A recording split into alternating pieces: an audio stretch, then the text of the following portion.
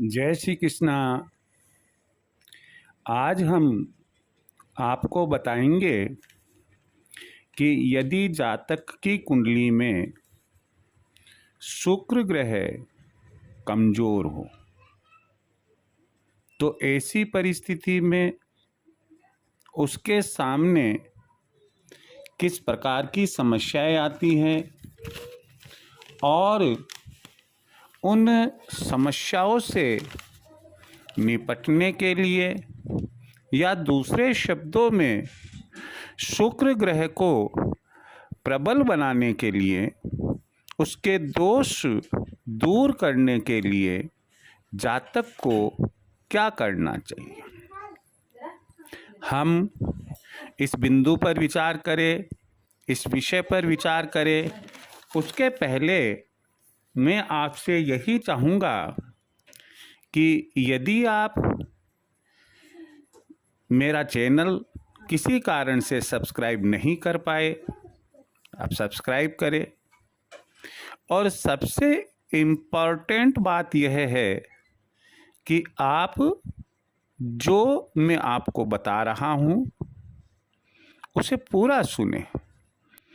आप थोड़ा सा विश्वास रखिएगा कि जो आपको बताया जा रहा है वह काफ़ी हद तक ग्रंथों में लिखा हुआ, हमारे प्राचीन ऋषि मुनियों द्वारा बताया हुआ है। अभी कोई विज्ञान ने इतनी उन्नति नहीं की कि जो ये बता दे कि अमुक ग्रह के कुंडली में कमज़ोर होने पर आपको क्या करना चाहिए। हाँ, हमें विज्ञान यह तो बता देता है कि शुक्र तारा अस्त हो रहा है, सूर्य के कितने नज़दीक है, कितनी दूर है, कब उदय होगा, इन तमाम की तो जानकारी मिल जाएगी हमें। लेकिन अगर दोष है कुंडली में और उन दोषों के कोई उपाय करने हैं, ये बात हमें नहीं मिलेगी किसी भी, चाहे वो फिजिक्स हो, केमिस्ट्री हो, बायो हो, मैथ्स हो, कहीं पर भी हमें नहीं मिलेगी। ये तो केवल ज्योतिष शास्त्र जो हमारे ऋषि मुनियों की देन है, उसी में इन चीज़ों का हवाला हमें मिलता है। मैं अपने मुख्य बिंदु पर आता हूँ कि एक तो ये चीज़ को ध्यान रखिएगा कि जब कभी आप अपनी कुंडली बताए किसी भी विद्वान ज्योतिषविद को और वो आपको ये कहे कि आपका शुक्र ग्रह कमज़ोर है। अब ये शुक्र ग्रह कैसे कमज़ोर हो सकता है? अगर वह नीच राशि का है, नीच राशि में स्थित है, जैसे मीन राशि उसकी उच्च राशि होती है, और शुक्र ग्रह कुंडली में कन्या राशि में स्थित है, बट नेचुरल वह नीच का होगा तो स्वाभाविक है कि जो दोष उससे जातक को मिलने हैं वो मिलेंगे। बुरे स्थान पर बैठा हुआ, गलत स्थान पर बैठा हुआ है, तह भी वह बुराई देगा। यदि उसके साथ क्रूर ग्रह बैठे हुए हैं, बुरे ग्रह बैठे हुए हैं, तो भी चाहकर भी वह अपना अच्छा फल नहीं दे पाएगा। कारण कोई भी हो सकता है। ये जिस ज्योतिषविद को आप अपनी कुंडली दिखाएंगे वही बताएगा कि ये जो परेशानियां आ रही है ये आपको शुक्र ग्रह के कमज़ोर होने की वजह से आ रही है। अब ये परेशानियां क्या आ रही है ये सुन लो। आप लंबे समय से आर्थिक तंगी में चल रहे हैं। आप हमेशा सोचते हैं कि आज से मेरी आर्थिक स्थिति सुधरेगी, अगले महीने से सुधर जाएगी। लाख कोशिश करने के बावजूद भी आप आर्थिक तंगी से उभरते नहीं हैं। आपको जो भौतिक सुख सुविधाएं मिलनी चाहिए वो नहीं मिल पाती है, उनमें कमी, या मिली हुई है उनमें कमी होने लग जाती है। आपके घर में दरिद्रता का आगमन होने लग जाता है। डे बाय डे आप दरिद्र से दरिद्र होने लग जाते हैं। यह भी संकेत है कि शुक्र हमारा कमजोर है।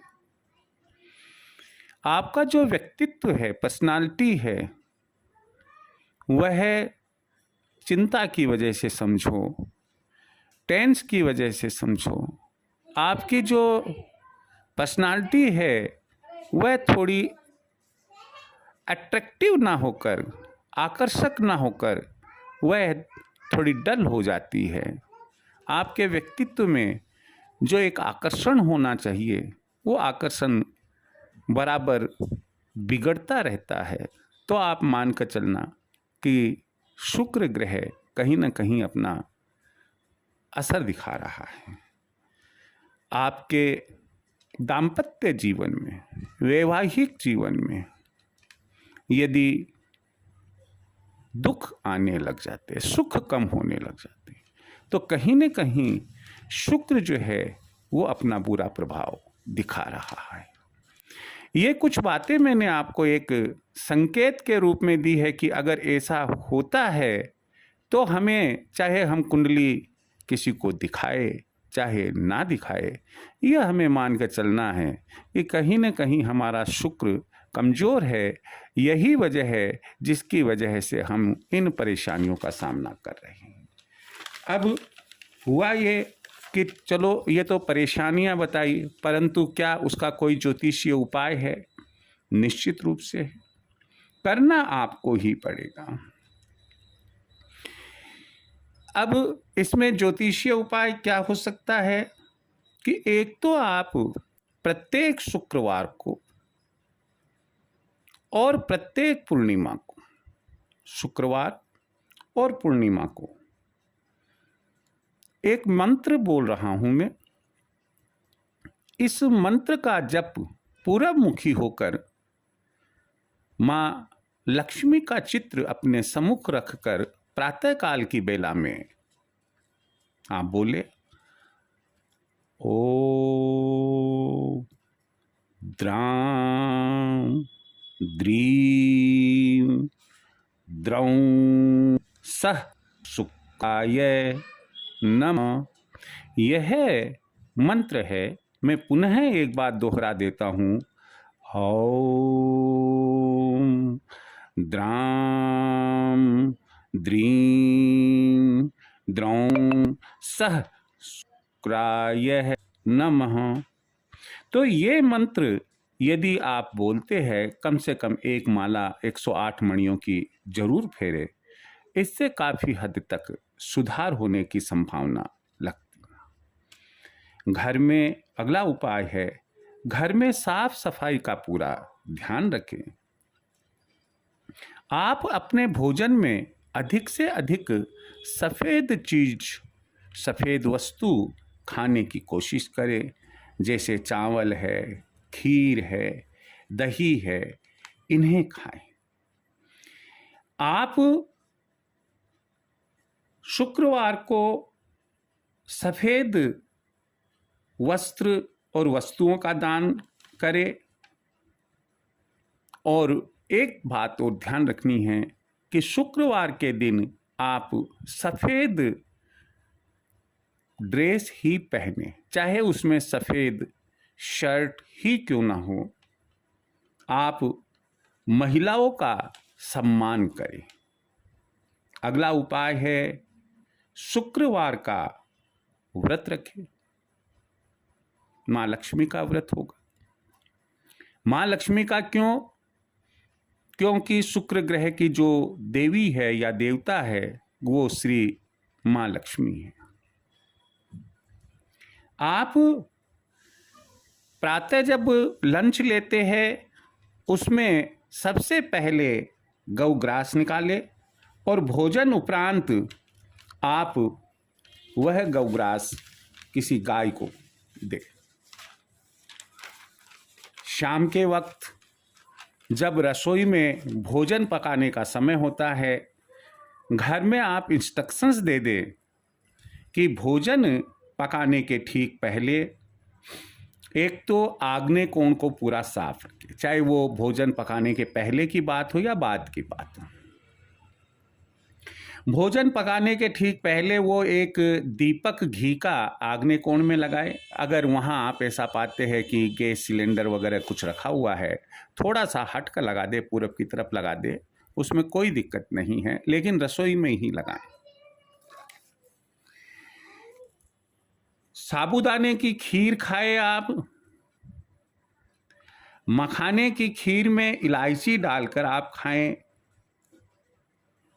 पहनने के संबंध में एक बात और मैं कहना चाहूँगा कि जहाँ तक हो सके आप काले और गहरे नीले वस्त्रों का त्याग करें। अगर हम इन बातों का ख्याल रखते हुए कुछ और उपाय भी करना चाहे तो आप कर सकते हैं। अन्य उपाय में है, यदि फुर्सत है तो हीरे की अंगूठी चांदी में बनवाकर धारण करें मध्यमा में, और यदि आर्थिक मंदी है आपके तो आप सफ़ेद जरकिन की भी चांदी में बनवाकर अंगूठी धारण कर सकते हैं। ये अंगूठी आपको शुक्रवार के दिन सुबह शुक्र की होरा में ही धारण करना है। आप धार्मिक पुस्तक वाले के यहाँ से लक्ष्मी स्तोत्र की पुस्तक ले आएं और किसी भी शुक्ल पक्ष के प्रथम शुक्रवार से आप लक्ष्मी स्तोत्र का पाठ करना शुरू करें। शिव स्तोत्र का पाठ करें। जहाँ तक सवाल है शुक्र यंत्र का, तो आप शुक्र यंत्र बना बनाया मार्केट से ला सकते हैं, या शुक्र यंत्र आप घर पर खुद भी बना सकते हैं। शुक्ल पक्ष के प्रथम शुक्रवार को सूर्योदय के ठीक पश्चात अनार की कलम से अष्टगंध शाही से आप शुक्र यंत्र बनाएं।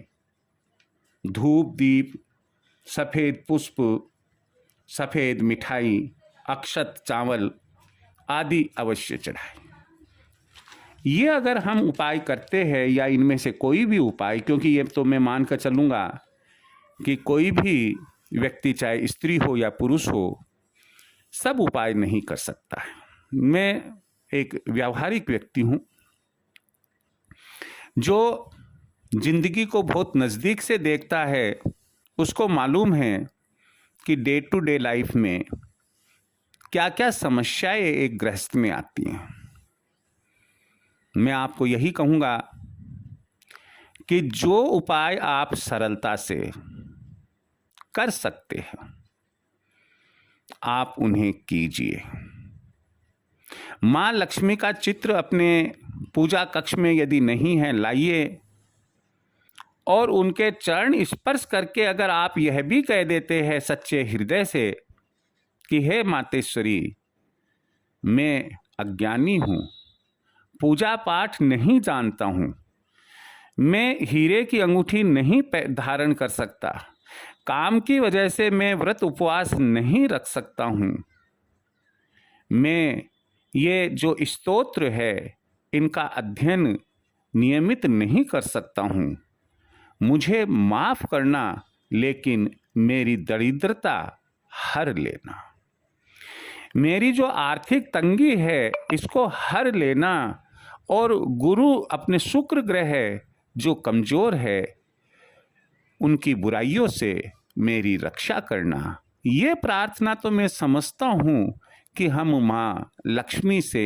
नियमित रूप से रोजाना कर सकते हैं।